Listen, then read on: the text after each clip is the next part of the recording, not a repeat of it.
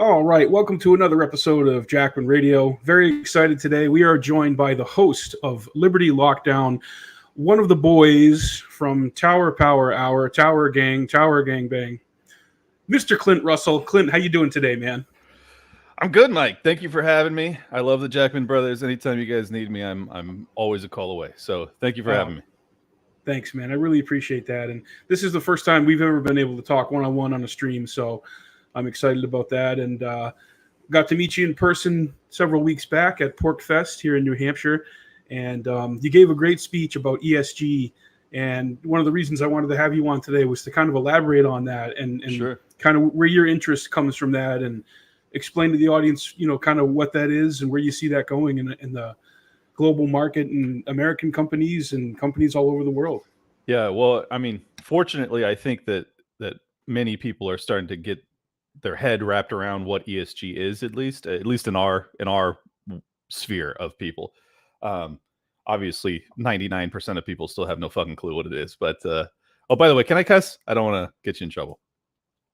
Yeah, sure, you can cuss. Okay. I'll keep it at a minimum, but like just by habit, I do it a lot. So one of the fans of our show who I respect and listen to for advice on certain things is like, you guys are great, man, but you got to stop with the F-bombs, I'm like, yeah, I get it, but fuck it. Set that aside, sir, and just listen to the points we're trying to make. It's important stuff. You need to hear it. So ESG is environmental, social, and governance. Obviously, it sounds all fine and dandy, but when you dig into the history of it, you start to realize that it is, in fact, quite the nefarious plot. The United Nations in 2000, excuse me, in 2000, it was Kofi Annan. They had an initiative that was basically trying to migrate the global capitalist model into what I consider essentially a techno-fascist model. They wanted to have big business working in tandem with big government to alleviate all of the ills of society. That included environmental pollution, included social justice, which is what the S is, and then G, which is governance, is just about how the governing bodies within the corporations function. So are they woke enough? Are they allowing their employees to report against their superiors? Are they hiring XYZ in terms of demographics? Like this is where the entire woke mold got force fed into the capitalist model, and this is why all of the ads that we've seen over the past decade have been very offensive, especially if you're a straight white man and you're like, "Hey, I just want to buy my razors," and Gillette's like, "No, you're actually a rapist." And you're like, what? Well, I think it's offensive to the people they're purporting to try and protect and look out for, of course, by just trying to put people into these groups and just block everyone's the same. And we're gonna label you a certain way and we're gonna define you. And it's like, I think a lot of those people are like, F this, we don't like it either. Of course. I mean, anybody that actually believes in Martin Luther King's message of content of my character, not the color of my skin mentality, this is completely counter to that. And that includes many people of all walks of life. Anyone that believes that our racial makeup or our religious background is not who we are in terms of how we want to be treated by strangers. I mean, this is very illiberal. It's very regressive. And the irony in all this is that it is being propagated by people that hold the flag of progressivism. And it's, if you're paying attention, it's quite evident that this is going to tear at the fabric of civilization. Because ultimately tribalism and this belief that there are an oppressor class and an oppressed class, and it's based off of your station at birth. It's all very counter to the American ethos and the American ideal, and one that I find absolutely reprehensible. And I think, fortunately, many people in this country do. Unfortunately, the people that do believe in it are extraordinarily wealthy and extraordinarily powerful and extraordinarily politically tied, and they are able to implement these plans no matter how offensive and backwards anybody who's critically thinking perceives them to be.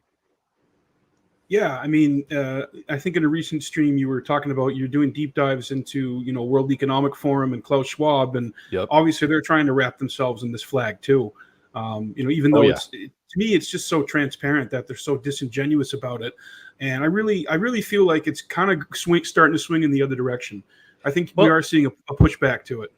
We are, and thank God. But so let me give you a little bit more of the history. So 2004, they roll out this plan where they're going to have 50. Kofi Annan, who was Secretary General of the United Nations at the time, sends out a letter to the 50 biggest businesses on the planet, and stunningly, they all respond very, very positively to it. So you have J.P. Morgan Chase and Goldman Sachs and Deutsche Bank and all these, like, the biggest money managers on the planet, all respond to this, directive saying that we want big business to solve all of our problems as, this supranational governmental organization in the United Nations. I mean, ultimately, it's very easy in hindsight to realize why they responded affirmatively, is that they know that if you play along with the UN, that means that you're in bed with the government. And if you're one of the biggest businesses in the world, you're already in bed with the government. So it just more deeply embeds the biggest money managers on earth with the fabric of our governance systems globally. And they know that they're going to be able to write the laws. They're going to be able to benefit from any sort of subsidies that are created. They're going to get better tax treatment. They're going to get better, no bid contracts. Perfect example, BlackRock and Larry Fink, who's the CEO of BlackRock. They've been the primary driving force behind ESG being pushed to every other company on earth, because BlackRock manages over $10 trillion.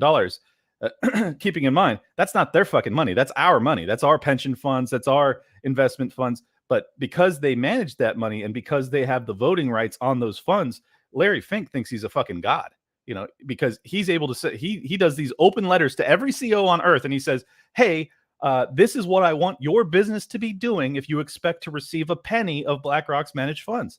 And that's extraordinary power. That's more power than any person should have, any single person should have, for sure. But that's how he functions. He functions as kind of this like demigod, and he's kind of right to. I mean, if you have 10 trillion at your fingertips, you can move markets, you can reshape, the face of at least countries, if not the planet itself. Yeah, you become quite the powerful wizard. And yes. What's scary about all this is these are unelected godheads. These are unelected officials. Yes. And they wield so much power over humanity. So what can be done about it? I mean, where do you think, what direction is it going in? Well, I mean, this is the problem, is that it is anti-democratic.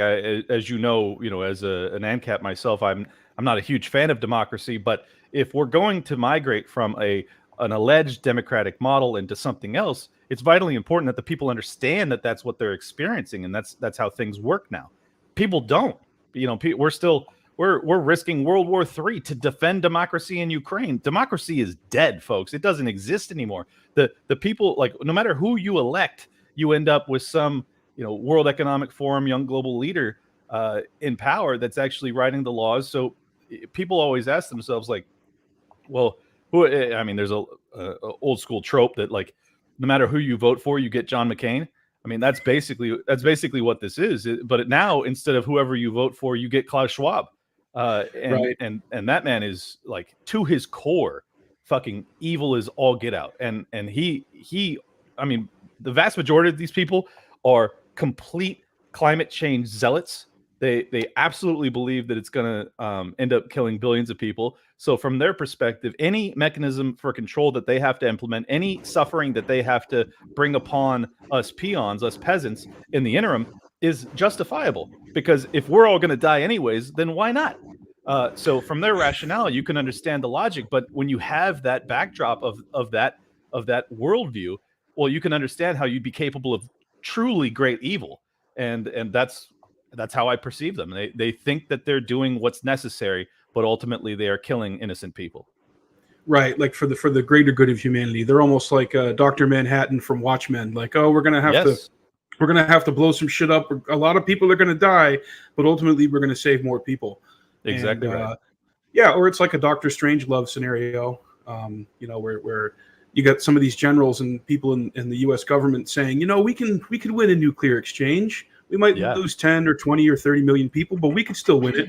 And you see these articles being published in places like NPR and, other mainstream press. So, I mean, whether it's the economic end of it, which you seem to really focus on, or the foreign policy, these people who are in charge of these levers, I mean, they're like complete psychopaths. Yes, they they're are, just and they're willing to risk, complete nuclear annihilation. I mean, they are very detached from the risks that they are putting upon all of us, which have no say in any of this. I mean, perfect example is the war in Ukraine.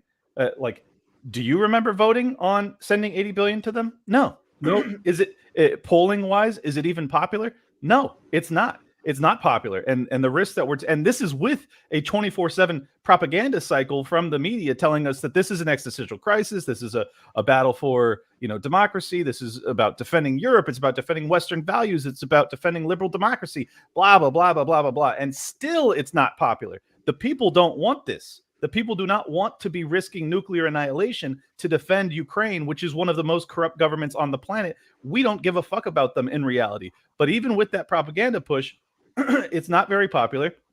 But my point is, it doesn't matter that it's not popular. Just as it doesn't matter that lockdowns aren't popular. It doesn't, like, they will propagandize us and they will shove it down our throat no matter how counterproductive it is, no matter how dangerous it is, no matter how economically destructive it is, no matter how socially destructive it is. I mean, the reason we're at each other's throats is because of these types of dictates that everyone understands at their core that they don't have any say in the trajectory of things. That's a very disjointing feeling for an entire population to feel. And the reason that we're so divided, the reason that we're so tribalistic now in this left-right paradigm, is because the only hope we have is that from our perception is that we get our guy in, and right. So we can rule over the other side. But the truth is, no matter who you get in, they are ruling over all of us. And that's why I try not to get so much in the left-right paradigm as I do just like the top-bottom paradigm. And it's weird because that's also what Marxists do. And I hate to do that because I'm not a Marxist. I'm a capitalist, and I believe in competitive advantage, and I believe in risk taking, and you should profit, and I'm an egalitarian. So it's very frustrating. But you have to talk in this up top to bottom paradigm. Otherwise, you miss the bigger picture, and it's. But we have to. The people that believe in egalitarianism, that believe in liberty and hard work, and if you make a profit, you get to keep it. Like, we need those type of people that are having these discussions so that we can help guide people into not a Marxist worldview, not let's chop off anybody who's succeeded in the system's head. We need to find some ways to maintain our principles, but identify that we are being ruled by tyrants. Yeah, I mean, in a lot of ways, it feels like a rigged system, and like you were saying about the two-party rule, for people who are maybe a little younger, like us, compared to baby boomers or even those who are around that are older than them, I would point, to our generation and younger. Just look at what's happened the last 2 decades that we can see with our own eyes in our lifetimes. Since 9/11, with the scale back on civil liberties and mass surveillance, the inflation of the last couple years, just everything. I mean, it's for a lot of younger people, I think there is a large feeling of helplessness when it comes to that. But of course, I mean, consider what we went through. You have 01, like I don't know your exact age, but I'm sure you were similarly 30. impacted. I'm 35. Okay, yeah. So you were a little bit younger than me when 9/11 happened, but man, that was very jarring, and then you have the entire war on terror, you have the Patriot Act, you have NSA, TSA, you have all of these new state apparatuses which are limiting or eliminating some of our liberties. And then you have the 08-09 real estate collapse, right? As many of us are getting into the what should be our prime labor years, which disjoints us, which prevents us from purchasing, housing, which is in an inflationary economic model. That's the primary mechanism by which we can actually save any sort of wealth. And so you have that crater. And then after that, you have COVID and the lockdowns, another, 8 or 9, or I guess it was 10 years later. I mean, we've gone through hell. We've gone through hell. And then you have the potential for World War III with 2 nuclear powers that they're ramping up for. I mean, and on top of that, you have Epstein Island, and you have all this other insanity that's happening. I don't question at all why the millennial class feels very down. It makes perfect sense. Yeah, that's why I try to use humor with it, man. Sometimes you just got to laugh at the absurdly cartoonish nature of all of it. But this is this is why I love you guys, because you bring levity to this darkness. We try to, man. I mean, it's like I always say, "Don't blame me. I voted for Ron Paul." But I do see though, and that's why I gravitated towards Ron Paul in 2008 and 2012 because obviously he had run in '88 as a libertarian. And I'm less concerned about any kind of label or party label and more concerned about what someone's actions or what their votes are or what they're actually willing to do if they have any power or influence. And with the influence and the perch in Congress that Ron Paul had, he always tried to do the right thing. He was always spot on about economics and foreign policy and and inflation and the Federal Reserve. And that's why I really gravitated towards him and his message. And I haven't seen anybody else come down the pike. Certainly I supported Tulsi Gabbard last time around. Initially, I endorsed Rand Paul in 2016, but he actually dropped out before I could even vote for him in the New Hampshire primary. So there's been a vacuum for someone, and I agree. I'm sure you feel this way. You can't put your eggs in the basket of a politician or a candidate to quote unquote save us, but having someone who could be a figurehead or a leader of a movement or, like with Ron Paul's campaign, the ideas that he espoused, it turned into an avalanche, tens of thousands, even though the media gave him horrible coverage. Do you see a figure like Dave Smith being able to carry forth that message and get more young people involved and interested in topics that are not just wedge issues, but actual big picture topics for 24? There's no doubt. I mean, Dave is the guy. And, I'm just so grateful to have found him. I first discovered him probably 5 years ago when his first Joe Rogan Experience episode, and I was floored. It was like hearing myself on my favorite podcast at the time, and I was like, okay, that's huge. And so I immediately find part of the problem. I start listening to that, and I'm like, all right, basically every I can count on a single hand the amount of times I've disagreed with Dave over the past 7 years I've been listening to him. It's remarkable. So yes, he's very much in the cut from the Ron Paul cloth, but he also has the youthful aspects that unfortunately Ron doesn't have anymore, and I think that he has the opportunity to Ron Paul Revolution 2.0, but in a totally new paradigm where social media and the podcasting circuits and his contacts in that realm, plus his comedic flair with the Legion of Skanks and his stand-up background. I think he's the perfect person for this time. Also, Ron represented more of a happy warrior, which is why many people loved him so much. I think you need someone with a bit more edge to them in this current environment, because our entire world is pretty in need of someone with edge. So I think that's why I'm such a strong believer in not just Dave's messaging, but his style of messaging. I really believe that he has the opportunity to reach, tens of millions in the next election cycle if he chooses to run. Yeah, definitely. So what kind of response have you heard from, I watched one of your recent streams and you said, I'm going to piss off some MAGA people here, but you can blame Donald Trump partially, or whether he was misled, or whether it was intentional or not, with the lockdowns and with the rise of Fauci in the last couple of years. Oh yeah, man. I mean, it's, I pissed off a lot of people. I not a lot. I got a handful of comments, and I think the vast majority of people that were Trump supporters, they recognize what he did wrong. They may still support him. They may still love him for calling the media the enemy of the people and pointing out the swamp. But at the end of the day, I think they realize he didn't drain the swamp. In fact, he hired some of the worst swamp creatures imaginable. And then he also didn't fire the vast majority of them, Fauci and Birx being at the top of that list, which he, added credence and legitimacy to by putting them on stage, to his hip for months on end during the summer of 2020. Everyone wants to forget it. I will not forget it. I completely recognize what was happening. He was adding legitimacy to these people who were dictating the most egregious infringement of our rights in my lifetime, and it's not close. Locking down the economy was a catastrophic mistake, and he presided over it, and I will not forgive it. And until he comes to terms with what he did and he owns it in some form or fashion, well, then I think that he was in on it. So he's going to have to own that one way or the other. He can't go up there and say Operation Warp Speed was great, but lockdowns were bad.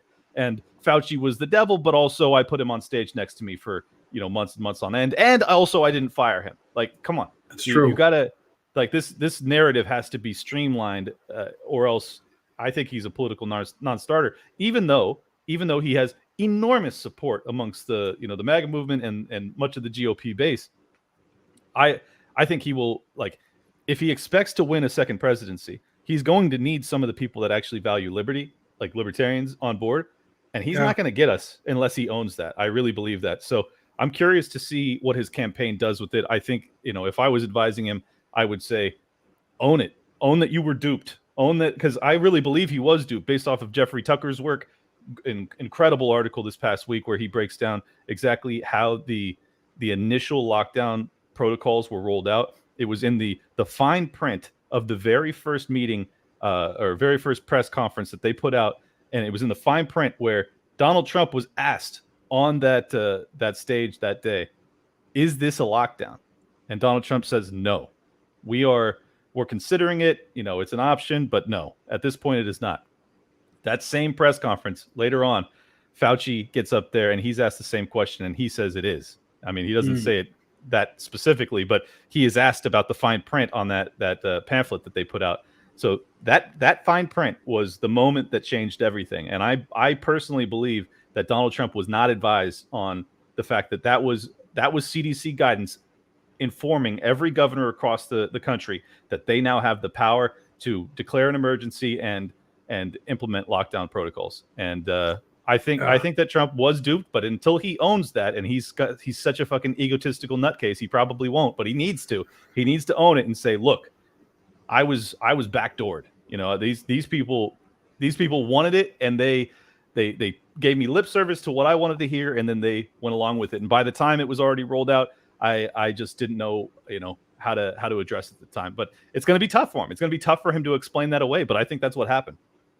Yeah, right. It was too late at that point, and I think he realized, especially given some of the things that he said when he first left office there early last year. He realizes he was surrounded by just complete vipers and just careerists and just the worst. He got down to DC, and I think he had an idea what he was getting into, but then he got down there and actually saw what he had to deal with every day, and it really hit him. I think, and if he does it again, hopefully he would learn from, like, the major thing like you're just talking about here. But I really feel like DeSantis has been paying attention on what not to do and how to streamline the message and how to bring the MAGA movement in, but have it be a little bit more slick. And dude, DeSantis is 10 times better. He really, I mean, and I don't mean like better from a libertarian perspective. I just mean that, like, the guy is shrewd as all get out. Like, you can just tell, like, he is cunning.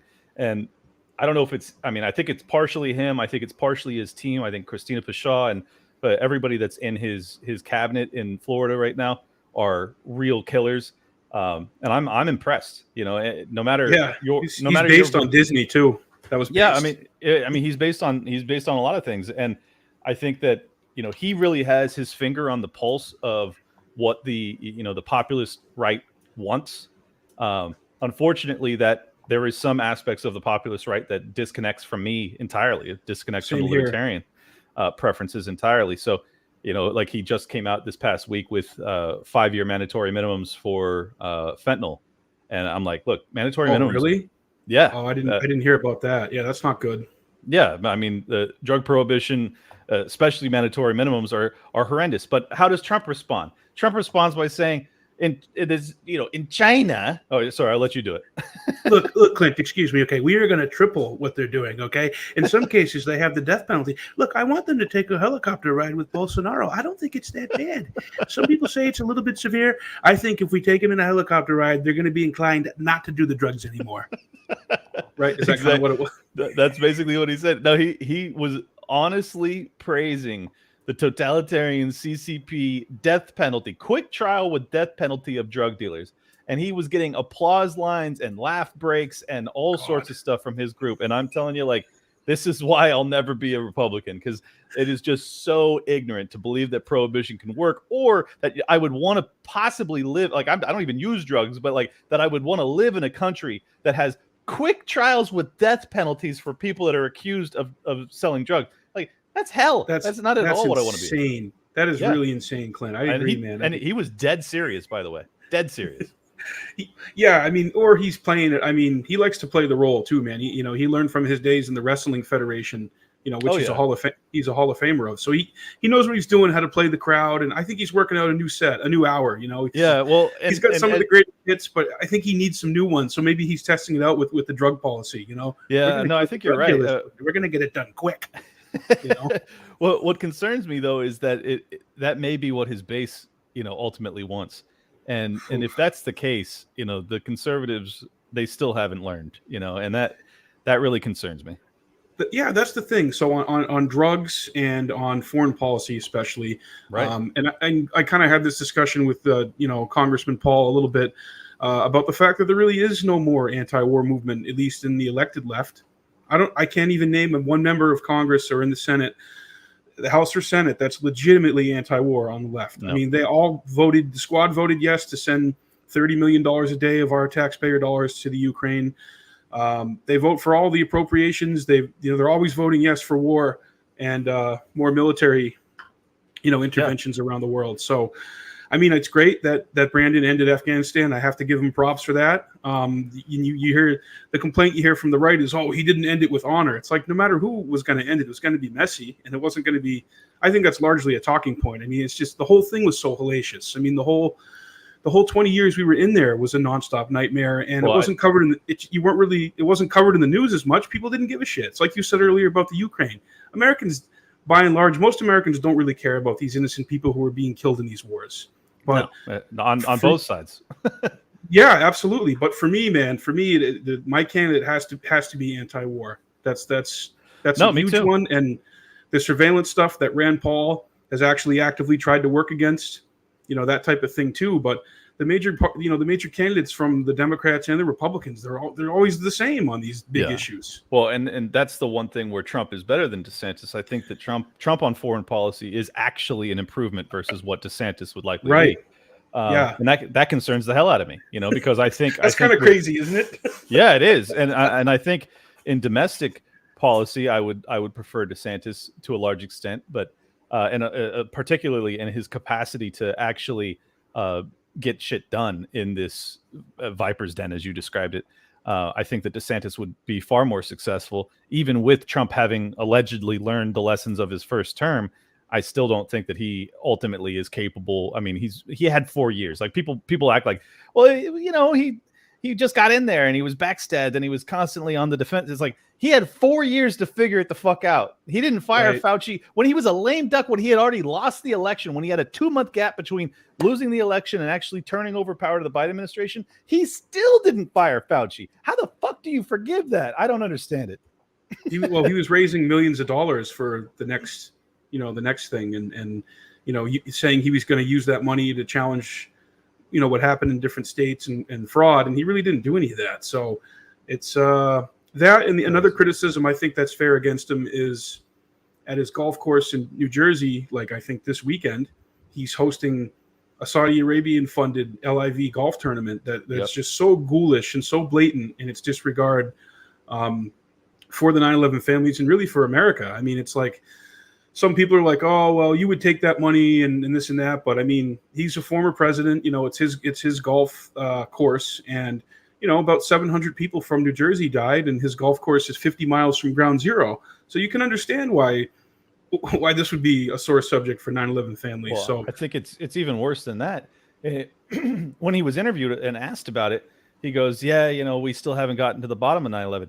Hey, motherfucker, you were the president for 4 years. Why? Exactly. Why have we not got to the bottom of it? And let's be honest, I think we largely have gotten to the bottom of it, but you don't want to own that. And you just want to, host the LIV tournament, which is completely, Saudi oil money.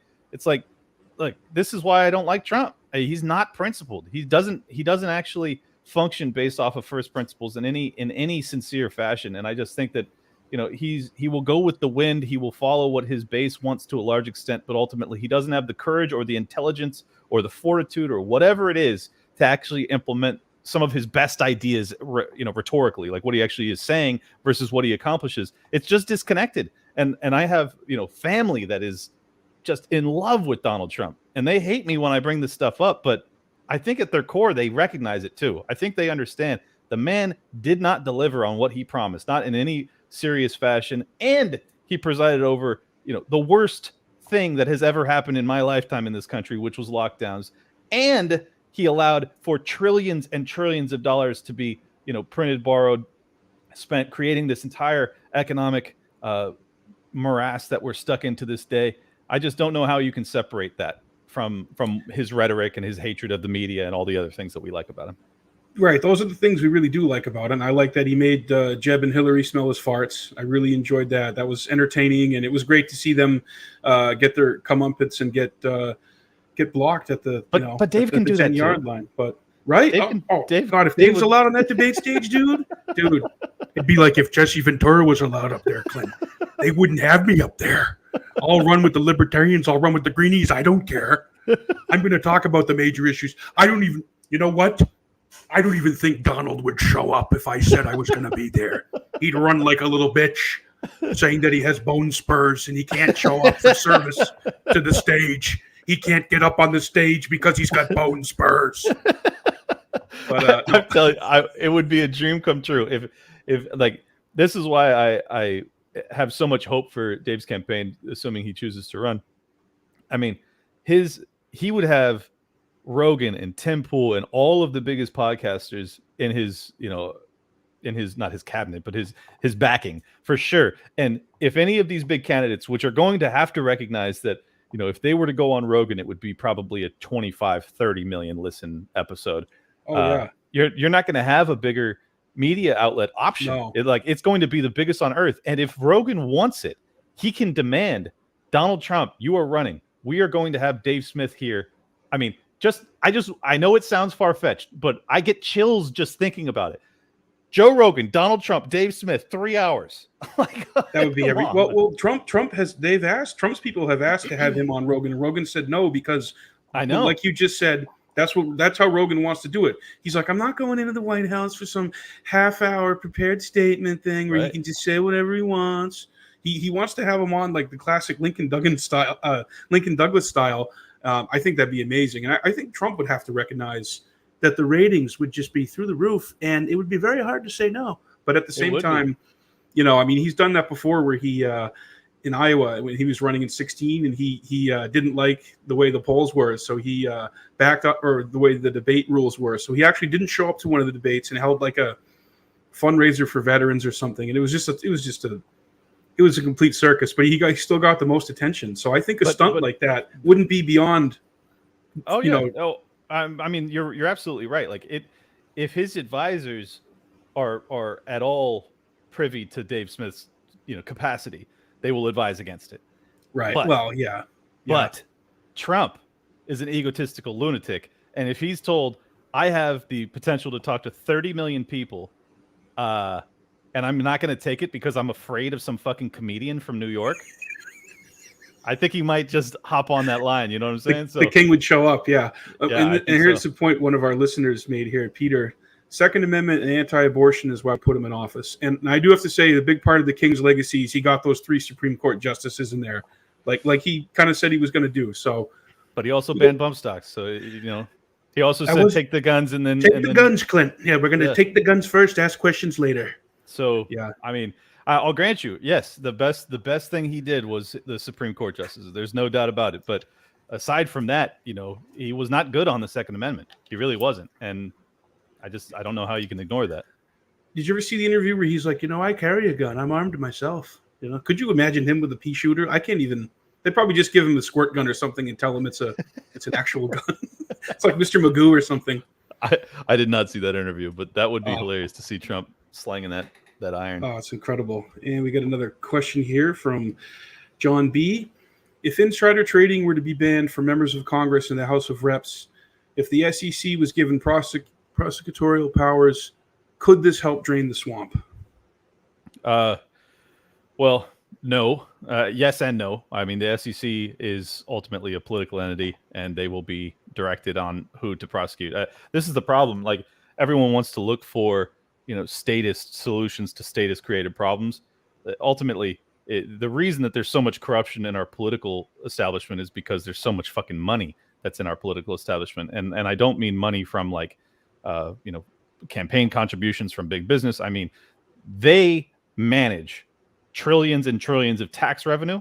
And that alone is such a like endless well that anybody who's even a businessman or a corrupt politician or anybody that's going to get involved with this system is going to be doing so to try and get on that train, get on that gravy train. And the only answer is to shrink the size of government, shrink the tax rolls, shrink the tax revenue, and then ultimately end their capacity to print and borrow infinitely.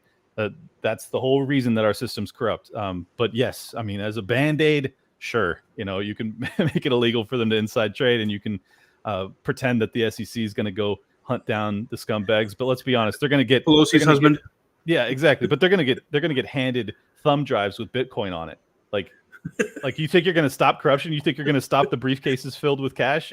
Exactly. No. Oh, exactly. Yeah. I mean, and what's the figure since 2020? What percentage of paper currency has been printed in the U.S.? Isn't it like 40%? Half? Yeah, it's almost half, right? Yeah. So that's. I don't know why there's inflation. I can't believe Putin did this to us. It's crazy.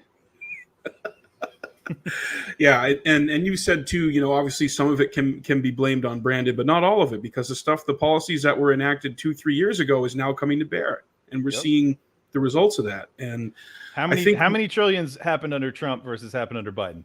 I mean, I think it's pretty close to even blame to go around. So I think it might even be more Trump than Biden. So look, this is what I'm saying. No matter who you elect, you get John McCain. I really don't think I think that the presidency is largely a figurehead, and they don't have much control. The deep state runs this shit. The CIA, the FBI, the DOJ, the central bankers, the World Economic Forum. When you have all of the biggest politicians and the biggest businesses get together around a table and discuss how they're going to completely reimagine the world. That's where the power is at, man. The power is not in the presidency. Yeah. If it were, they wouldn't let us vote on it. There.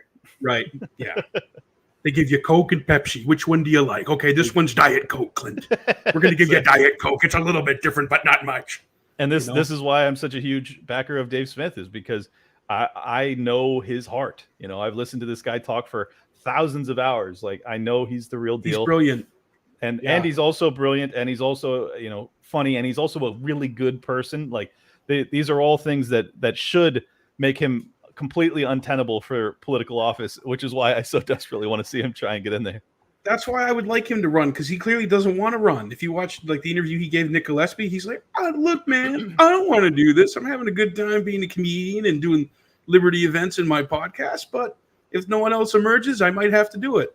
And it's kind of the reluctance you see with Ron Paul. I mean, I remember visiting him in his office in 2011, and we were like, Come on, Dr. Paul, 2012, you're going to do it. He's like, oh, well, we're looking at it. He just was not, it's not that he didn't want to do it. It's not that they don't want the power, but I don't know. It's more, I like seeing a reluctant figure. I think someone who's reluctant and someone who's in support of term limits, I think that's the type of person you want to put forward a message. Exactly. If someone's going to wield that ring of power, you want them to do it hesitantly, that the people that want it really desperately, like I think DeSantis and I think Trump and I think Biden and I think Hillary, those are the people you do not want to wield that power. And you see what they do when they have it. It's very scary.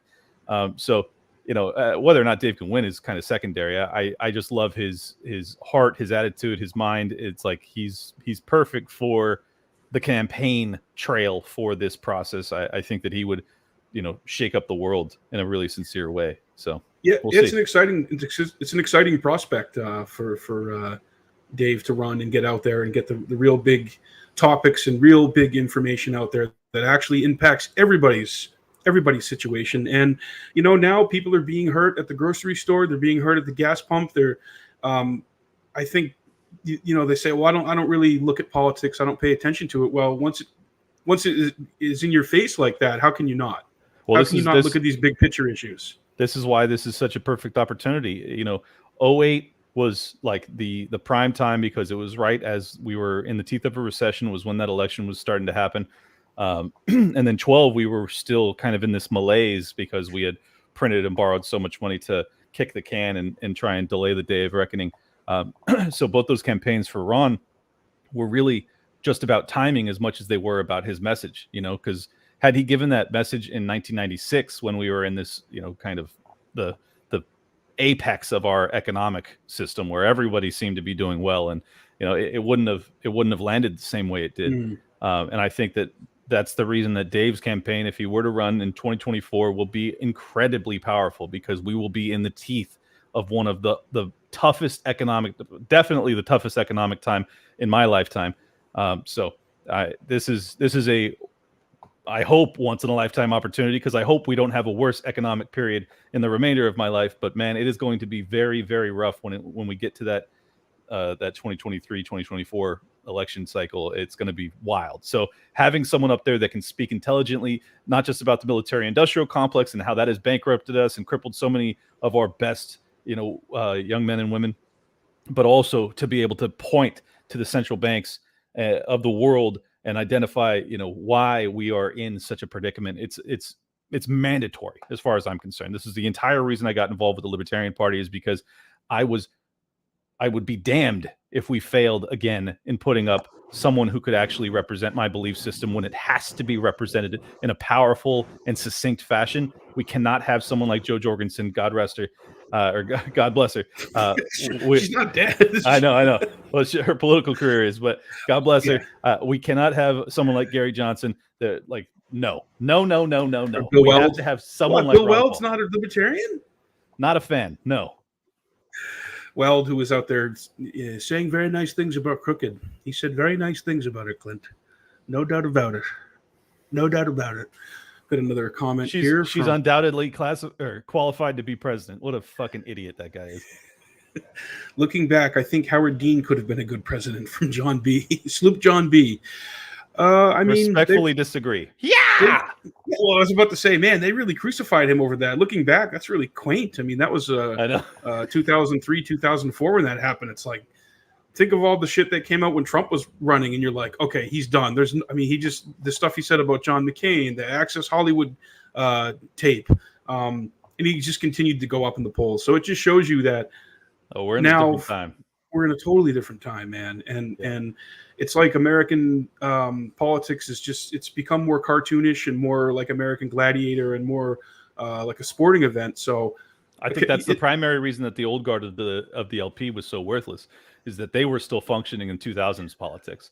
They were not evolving, and I don't mean any disrespect to them. They just simply were not evolving with the times. Like, right. This is blood sports now. Like this, like if you want to be identified and recognized and have your message go anywhere, you cannot deliver it with a suit and tie and all calm and collected. Like, that was great, and I love Ron Paul. Everybody loves Ron Paul, but that's not this era. It's just changed. Simply not this era. So that's why we need someone like Dave, if not someone even edgier. Like, I want someone to get up there and be like, "This is fucking insane. What are we doing?" I know. Oh, I would love the body to be able to do it. I mean, he just turned 71, and we probably disagree on the last couple years. He was kind of. I like it. I don't have to go outside and see anybody. I like wearing a mask so they don't know who I am. I keep an extra one in my fanny pack. But I still think someone like Jesse Ventura has a pure heart and has the best intentions of the country in mind. I do but too. From a different generation. It's like you said. He's the dude's 71. I mean, he's totally right on about foreign policy and about the wars and about surveillance. And I don't think he's really in favor of government encroachment, but he had a different view on the but older people, man, they were scared to death by what Fauci and the government was telling us, and a lot of them, I'm sure our parents' age, where they were watching the news around the clock and they were freaking scared to death, man. My thing was, I told people, shut the news off, just shut the freaking TV off, man. But it was rough times. I mean, fortunately, because I don't know if it was my influence or my parents' influence on me just made them kind of inoculated to the panic, but they handled it very well. All three of them, my mom, my dad, and my stepdad, they were all very aware of what was happening and how completely unacceptable it was. So yeah, I was very fortunate. But my grandma, she didn't leave the house for a year plus. I mean, she was that's devastating. And she's just sitting home watching CNN all day, watching Rachel Maddow. scare the shit out of her. It was tragic. And, I think a lot of people, we don't even know like how many millions of people still haven't even left their house. Like there are millions of people that haven't left their house in like 2+ years. You know how fucking crazy those people are going to be if they ever come out again? Oh, dude, the mental health ramifications, not just for older people, but think of the kids who couldn't go to school and be with their friends and their peers. They missed out on so much with childhood development, and then high schoolers who couldn't go to prom, and they couldn't I'm in a band, and we played a prom in 20. It was either summer of 2020 or 21, and it was outside, and everybody had to be wearing a mask, and it was just ridiculous. But it got to a certain point where everyone was like, "Fuck this!" They took the masks off. Everyone was dancing, having a good time, and they got to enjoy that. But that got taken away from so many people on all swaths of humanity. And it just shows you too, man, how a lot of people were willing to lay down in the name of what they had perceived security and perceived safety. And, of course, the big daddy government's going to take care of me if I just listen to them. And it was kind of alarming to see how many people just lock, stock, and barrel went along with that. Oh, and it's horrifying. Unless you had a steely resolve where you could, like you're saying, you knew the con when you saw it coming a mile away, you could be susceptible to the fear and to the division and the propaganda. Exactly. And it took, this is why you need leaders with first principles. You need people that like when we say that we value liberty or freedom over security, we mean it. I am willing to take risks to be free. And I am 100% sincere in that. I value my freedom over my safety, and I always have. And I think a lot of people discovered they don't mean that. They talk it. They talk it, but they don't fucking mean it. And I think they're going to do the convenient thing, and they're going to do the thing that's going to make them look okay and acceptable in the eyes of their friends and family, and they don't want to be judged. And I honestly, I just kept living my life, man. I never told anybody. I never asked anybody. Like, I don't ask people private medical questions. Like, that was normalized. That was somehow normalized. I had people on my street yelling at me from across the street, asking me these private medical questions. And I just thought, man, this is just like freaking Invasion of the Body Snatchers or a really bad episode of the Twilight Zone that's been completely normalized in our society. Yep. And now that the media is not talking about it as much, it's almost like it didn't happen. And these people are just going back to their lives. And it's like, so what about the next thing? The next time you have someone like Fauci on TV or some, big conglomerate that's paying for all the media, like the big pharmaceutical companies trying to push a message or trying to get the populace to bend to their will and do what they say. What's that going to look like? And they've shown they're going to try and do it again. They're not going to just stop with this. They already are. But to your point, half this country has already accepted medical totalitarianism. Like the next time they announce something, they'll all go along with it. They're just going to do it. So we are already at a tipping point. And this is why I've become a much bigger proponent of secession, is because I ultimately don't believe we can recover from this. I believe that, like, at its core, what bound Americans was their belief in liberty and freedom over security. That's what held us together. Despite all of our other differences, we still we still obviously want to be safe, but our primary concern is maintaining freedom. It's no longer that way. We have at least half of this country that clearly values their security over their freedom. And you can't be in a nation where, in a democratically ruled nation, where half of the country says, anytime there's a threat to us, we're going to give up our rights, because the government is just going to concoct a reason for you to give up your rights. And perfect example, they're talking about the stigma of talking about the genesis of monkeypox and how it's actually being transmitted, and saying it's homophobic or whatever, or bigoted to talk about it. Well, if you remember, not even a year ago, there was op-ed pieces being written why it's a little uncouth, but why it's necessary to celebrate the death of the unvaccinated. Of course. Is that not stigmatizing someone? I know. It's just, they don't function by the same rules that they hold us to, and it's taxing. So I just hope that people realize they don't like, when they shame you, when they call you a racist, when they call you a bigot, it's like, it's all bullshit. They don't care about that. It's about control. That's 100% what it is. They don't even think, like, perfect example is Joe Rogan. They calling him a racist. It's the most absurd thing imaginable, but it's just about control. They wanted to get him banned and deplatformed and blah, blah, blah. They wanted to Alex Jones his ass. So they start rolling out the racist tropes. And fortunately, I think enough people are starting to realize this is just about control, and you have to throw off those shackles. 100%. if you strike me down, Clint, I'll become more powerful than you could ever imagine. Let's go. I think Emmerich's been. I mean, yeah, when they kicked him in 2018, when they kicked him off of Facebook and YouTube and Twitter and everything, I was saying, to everybody, yeah, okay, you don't like Alex Jones and you don't like his opinions and his viewpoints. What about when they come for you and they want to kick you off because you have the wrong opinion? So, sure. Now they've come for thousands of people. Thousands and thousands of people have been deplatformed entirely. And I mean, most of them, fortunately, haven't been deplatformed to such an extent of Alex Jones where he can't bank and he can't do anything. I mean, but they come after, they're really going after him. Nick, whatever his name is, the alt-right figure that everybody hates. Nick Fuentes. Yeah, Fuentes. I mean, he can't even fucking fly, bro. Like he's on the no-fly list, huh? That is absolutely astonishing. He can't bank. No payment processing services. None will work with him. He has to go like offshore with like some island banking system or something like that. It's horrific. It's horrific that we're allowing this for even people we disagree with. I don't want to live in a country that can do that to anyone at all. Yeah. And people don't point this out enough. The war on drugs and the mechanisms for fighting the war on drugs when it came to the banking system, those tools that we gave the government in enforcing the war on drugs to go after cartels is now coming after us for, ideological differences for being a political dissident. It's just, oh man, it's all so fucked up.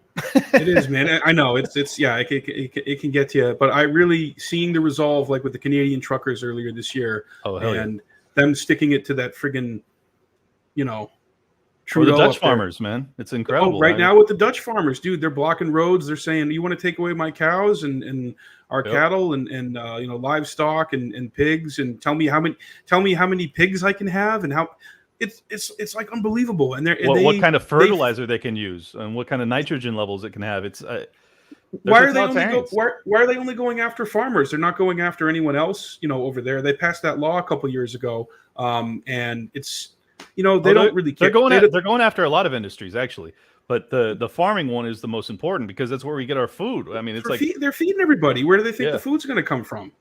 Well, they think it's going to come from plants. Like I don't mean plants. I mean the bugs. No, I mean plants that create fake proteins and also bugs and things like that.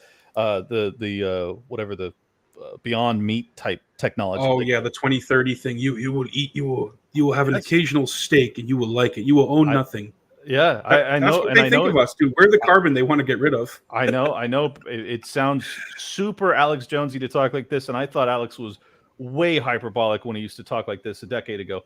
He is not wrong. He is not wrong that is actually their intentions. Whether or not they'll prevail, I think is highly in doubt. But I am 100% on board with Alex's perception of these people. Like they genuinely believe that that's what has to happen, and they are trying to make it happen as aggressively and as quickly as possible. It's horrifying. They're vampires, and they're the ones who get on their private jets and fly over to Davos and take selfies with each other, and they don't really care.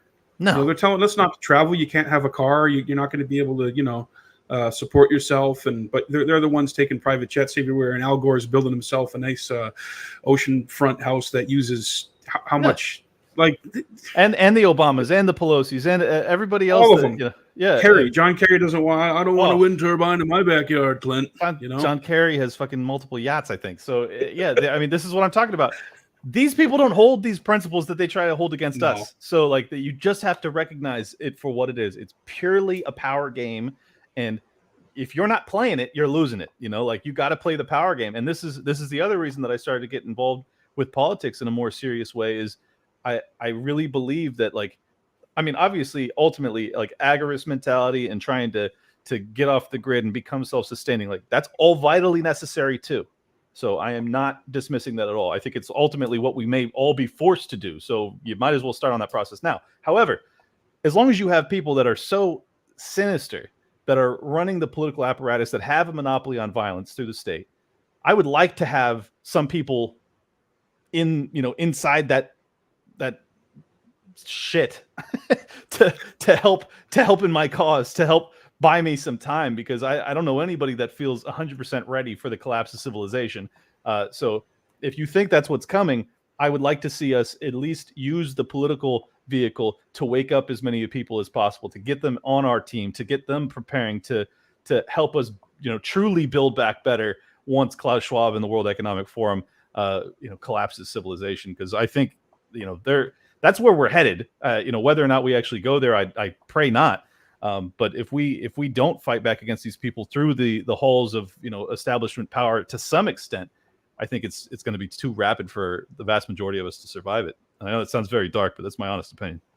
Yeah, no, it does, man. And things have been accelerated, I really feel like, in the last 2 decades of just what we've seen happen with our own eyes. So, well, we're coming up on an hour.